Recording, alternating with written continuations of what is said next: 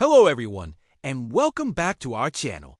Today, we read diving deep into the fascinating and somewhat bizarre design history of one of the most iconic warships ever built, the Japanese aircraft carrier Akagi.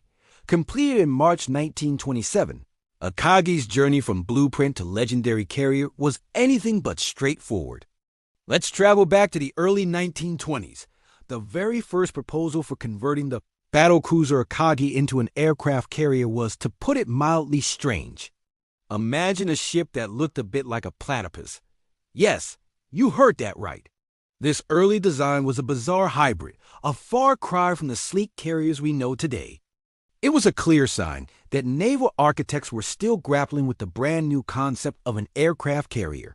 Thankfully, that platypus design was scrapped.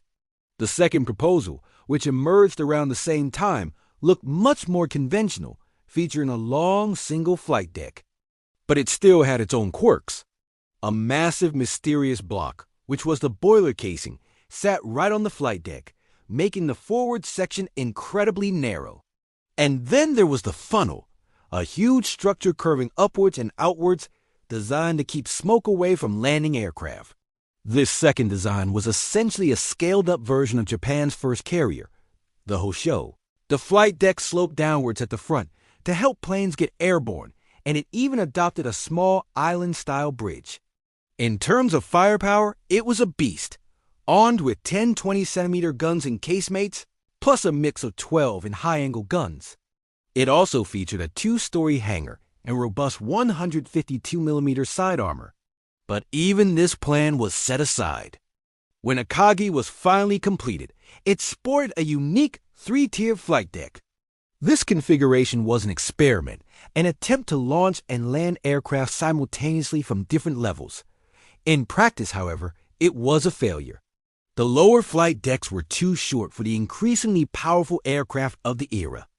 Due to various delays, Akagi's much-needed modernization didn't happen for years. Finally, on August 31, 1938, the Akagi we all recognize from history books emerged from the shipyard.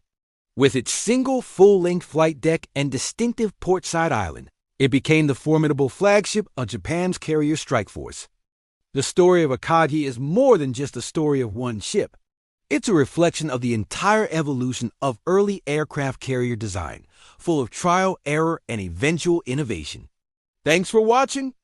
If you enjoyed this journey through naval history, don't forget to like, subscribe, and hit that notification bell for more. See you in the next video.